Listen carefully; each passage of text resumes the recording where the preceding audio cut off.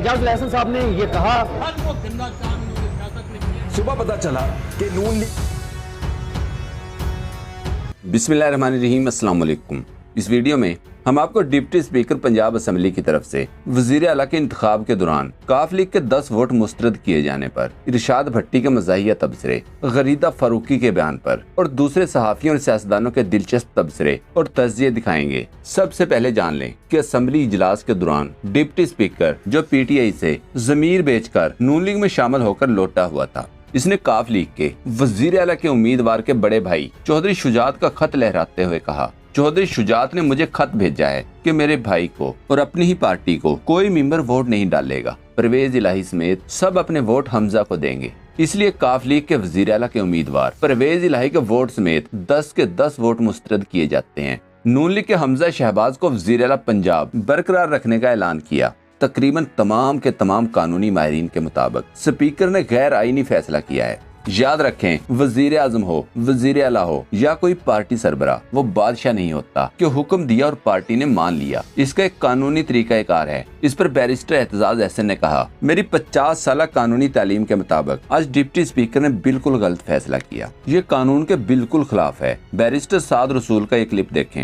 ये एक्सपेक्ट करना कि दोस्त मोहम्मद मजारी साहब ने सुप्रीम कोर्ट का फैसला पढ़ा और समझ लिया और उसकी पेचीदगियां जो कि अभी तक अदालत उज़्मा के अंदर ज़ेर बहस हैं, वो दोस्त मोहम्मद साहब को, मजारी साहब को पहले से समझ आ गई और उन्होंने उसको समझते हुए एक फैसला किया। मेरा ख्याल है कि ये तो it's expecting too much from him. उन्होंने वही फैसला किया जो कि उनको नून लीग की तरफ से बज़ाहिरन कहा गया, क्योंकि एजाज उल एहसन साहब ने ये कहा कि डायरेक्शन देती है पार्लिमानी पार्टी, तो अगर कोई मेंबर उस पार्लिमानी पार्टी की डायरेक्शन को वायलेट करता है तो पार्टी हेड जो है, पार्टी के जो सरबराह है, वो रिपोर्ट करता है, वो स्पीकर को रेफरेंस भेजता है कि मेरी पार्लिमानी पार्टी ने डिस्कशन के बाद ये फैसला किया था कि हमने फलां उम्मीदवार को वोट देना है, हमने डायरेक्शन जारी की, लेकिन मेरे इस मेंबर ने उस जो डायरेक्शन है उसको वायलेट किया है, लिहाजा इसको डीसीट कर दिया जाए। तो जो पार्टी हेड है वो डिक्टेटर नहीं है, पार्टी हेड बाउंड है पार्लिमानी कमेटी की डिस्कशन का। डिप्टी स्पीकर दोस्त मजारी का एक क्लिप देखें। इस लेटर के मुताबिक मैंने चौधरी शुजात साहब से फोन पे मैंने पूछा, उन्होंने कहा कि 3 मरतबा उन्होंने कहा कि जी बिल्कुल ये ओके है, लेटर बिल्कुल मैंने दिया। वो मजाज ही नहीं है, वो है नहीं मजाज है। मेरी उनसे बात हुई है। जिस बंदे की बात सामने बैठकर सुनो तो भी 4 अफराद तर्जमा करते हैं, लेकिन इसे कैसे समझ आ गई। इरशाद भट्टी का ये ट्वीट देखें। लिखा, असम्बली हाल से निकलने से पहले परवेज इलाही ने दोस्त मजारी का मुंह चूम कर कहा, तुसी ग्रेट हो, तुसी छा गए हो, जिस बाबे दी सानू सामने बह के समझ नहीं आंदी, उस दी तेनू फोन ते समझ आ गई। ये मेरे ख्याल से विद इन पार्टी 2 नंबरी है। आपने फैमिली से अबव हैं, आप एक पार्टी को हेड कर रहे हैं और आपके पार्टी के साथ आपके पार्लिमानी लीडर जो हैं वो परवेज इलाही, आपने क्या छोड़ा उनके हाथ में? यानी आपने उनको कहा चढ़ जा राम भली, अच्छा सूली चढ़ जा राम भली करेगा, सूली चढ़ाया, मुश्तरका उम्मीदवार बनाया, उसके बयान उनके हक में दे दिया और फिर नीचे से सीढ़ी खींच ली। ये तो ये मुदब्बरपन है, ये कोई जीरकपन है, ये कोई सियासत है, ये तो 2 नंबरी है, चतर चलाकी है, मक्कारी है। इरशाद भट्टी ने ट्वीट किया, कल इमरान खान ने कहा कोई रह तो नहीं गया जिसने मुखालफत नहीं की। आज चौधरी शुजात बोले मैं रह गया था। मजीद लिखा, इसके बाद मुल्क में जो बहरान आएगा, जो सियासी अनारकी फैलेगी, इसमें चौधरी शुजात का नाम सुनहरी हरूफ से लिखा जाएगा। इरशाद भट्टी ने चौधरी शुजात को मुखातिब करते हुए लिखा, चौधरी शुजात साहब, बसद्दे अदब कहना यह है कि आज आपने अपनी उम्र भर की कमाई जाया कर दी, आज आपने अपनी उम्र भर की इज्जत दाव पर लगा दी है, आज आपके बच्चे और बच्चों का इक्तदार जीत गया है, आज आपकी अखलाकियात और उसूल हार गए हैं। मोहतरम, जो आज आपने किया इसे सियासत नहीं, चतर चलाकी और पीठ में छुरा घोंपना कहते हैं। उसने दोबारा PMLN के उम्मीदवार को रात गए जितवा दिया। सुबह पता चला कि नून लीग के उम्मीदवार को बाकायदा नोटिफाई कर दिया गया कि ये जीत गया है। यानी एक वोट जो है नून लीग का वो नोटिफाई किया गया कि ये जीत गया है। जिस खातून को कोरोना था उनको लाया गया और लाकर उनको भी असेंबली के अंदर पहुंचाया गया। मेरे कुछ दोस्तों ने मुझे बताया कि कुछ ताकतवर लोग जो हैं वो नून लीग के बंदे पूरे करते फिरते हैं।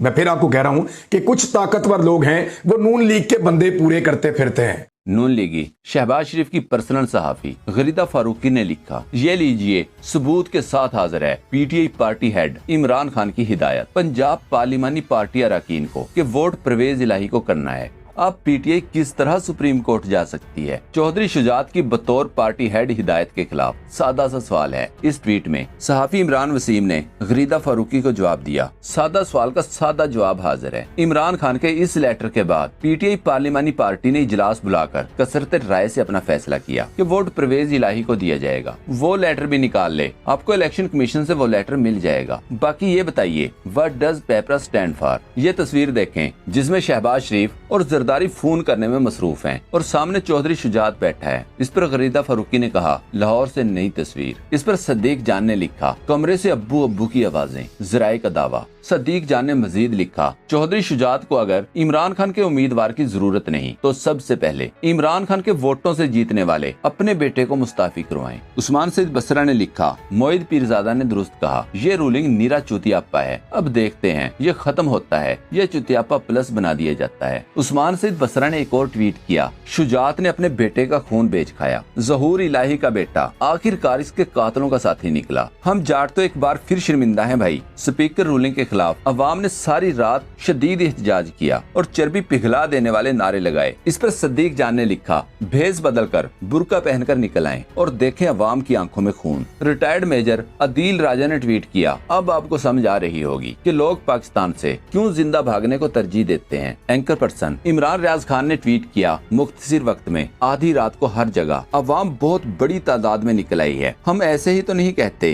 कि वाकई इस बार टक्कर के लोग मिले हैं। जो लोग जीते हैं वो अपने घरों में चले गए हैं और जो लोगों को शिकस्त दी गई है उन्होंने लाहौर की सड़कों पे कब्जा किया हुआ था।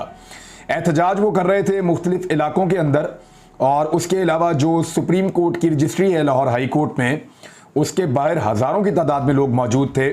सिर्फ 180 से ज़ायद तो MPs थे जो अपनी बसें लेकर डायरेक्ट वहीं पहुंच गए थे। औरिया मकबूल जान ने ट्वीट किया, इस वक्त जो एहतजाज शहर दर शहर शुरू हुआ है और जिस तरह की जज्बाती फिजा और गुस्सा है, मैं अपने 32 साल इंतजामी तजर्बे की बुनियाद पर कह रहा हूँ कि पाकिस्तान की मौजूदा कानून नाफिज करने वाली मशीनरी इसे रोकने की अहलियत नहीं रखती। जरा सी गलती इश्ताल में ऐसा इजाफा करेगी कि फिर सब काबू से बाहर। मलिहा हाशमी ने बताया, डिप्टी स्पीकर ने कल कहा, मैं जो कुछ कर रहा हूँ वो सुप्रीम कोर्ट के फैसले और हुक्म पर कर रहा हूँ। आज चीफ जस्टिस साहब ने इसका भांडा फोड़ दिया कि सुप्रीम कोर्ट ने ऐसा कुछ नहीं कहा। इस गलत बयानी पर डिप्टी स्पीकर को नाअहल करके भारी जुर्माना या सजा जरूर मिलनी चाहिए। असद उमर ने कहा, सुप्रीम कोर्ट ने बात बहुत सादा कर दी। डिप्टी स्पीकर को 2 बजे बुलाया है कि हमें भी बता दें कि सुप्रीम कोर्ट ने अपने फैसले में कहां लिखा है कि वोट की हिदायत का इख्तियार पार्टी लीडर को है। आइन तो बिल्कुल वाज़ेह है कि ये इख्तियार पार्लिमानी पार्टी का है। गरीदा फारूकी और इस जैसे कई दूसरे सहाफी जो कासिम सूरी की रूलिंग का नोटिस लेने पर बहुत खुश थे और आज इसी बेंच की जानिब से डिप्टी स्पीकर पंजाब असेंबली को अदालत बुलाने पर नाखुश हैं और बेंच पर तंज फरमा रहे हैं। इस पर अता तारड़, जिसने असेंबली में उंगली का गंदा इशारा किया था, इसने कहा, बहुत से लोग ये बात कर रहे हैं कि मुस्लिम लीग नून के हर केस में मोहतरम इजाजुल हसन साहब ही क्यों होते हैं। इस सवाल का जवाब मैं कैसे दे सकता हूँ। इस पर तारक मतीन ने जवाब दिया, आप खुद बेंच से पूछ लें और जवाब पसंद न आए तो वही इशारा कर दें जो पार्लिमान में किया था, क्योंकि पार्लिमान सुप्रीम है तो हो जाए। उस्मान सईद बसरा ने कहा, बल्ले से दल्ले की ठुकाई में थोड़ी ही देर है, बस एक जरा इंतजार। याद रहे, स्पीकर ने सख्त सिक्योरिटी में फैसला किया जो इसने 21 जुलाई को ही 22 जुलाई की तारीख लिखकर तलब की थी। इससे पता चलता है कि जो कुछ आज असेंबली में हुआ इसकी प्लानिंग आज नहीं हुई। चौधरी शुजात का खत अचानक नहीं आया, ये फैसला बहुत पहले हो चुका था। ये भी नहीं हो सकता कि परवेज इलाही और मोनिस इलाही इससे लाइल्म हो।